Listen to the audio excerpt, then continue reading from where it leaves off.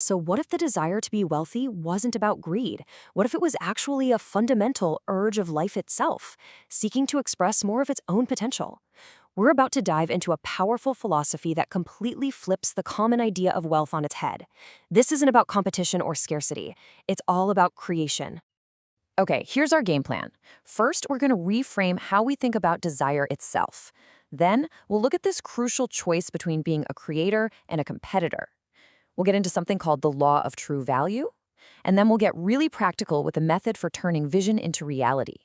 And finally, we'll wrap it all up by connecting it to the incredible creative power that you have inside you. All right, let's start by tackling a huge and often really limiting belief: the idea that wanting more out of life is somehow a bad thing. I mean, be honest, have you ever felt that little twinge of guilt for wanting more money or more success? It's a really common feeling, right?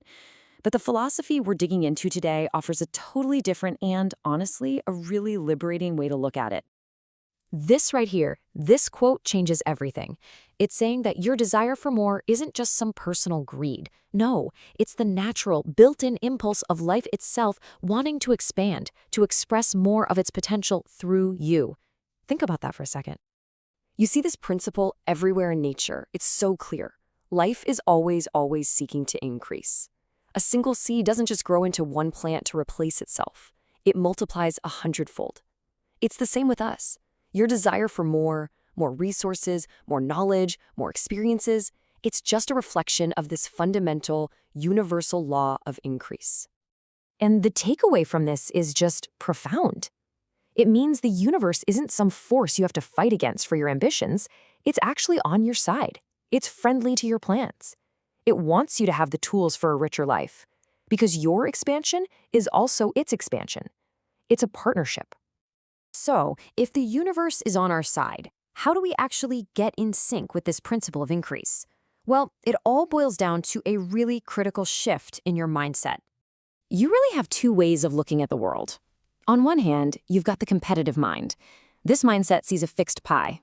For me to get a bigger slice, someone else has to get a smaller one. But then, you have the creative mind. This mind knows that the source of everything is limitless. It's not about fighting for a slice. It's about learning how to bake a whole new pie.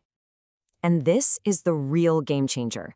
When you operate from that creative space, you just step off the competitive battlefield completely. Your success doesn't take away from anyone else. In fact, it's the opposite.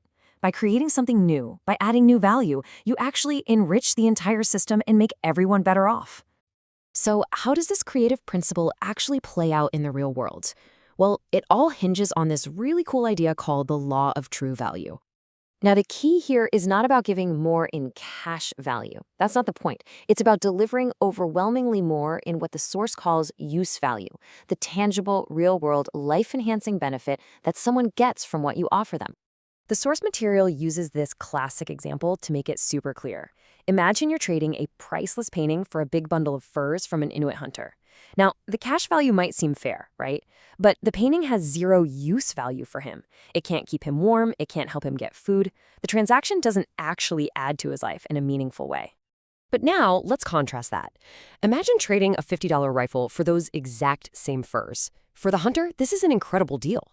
The use value of that rifle, its ability to help him secure more food, more furs, to provide for his family, is immense. It's so much greater than the cash value of what he traded.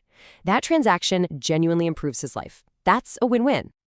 Okay, so that's a cool story, but how does this principle of creation versus competition really apply in our world right now?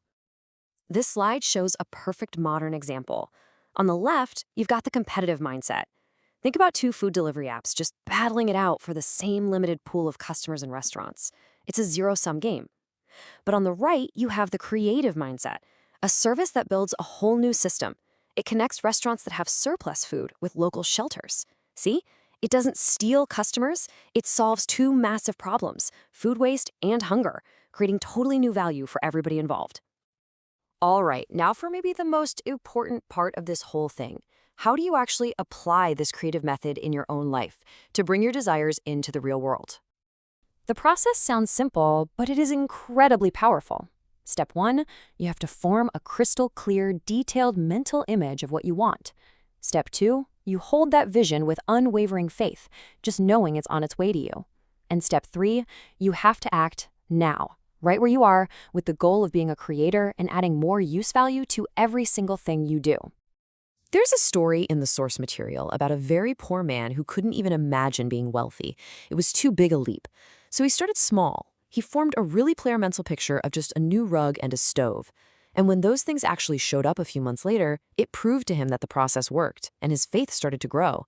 Then he envisioned improvements for his house, and eventually the whole house, and he got it all one step at a time.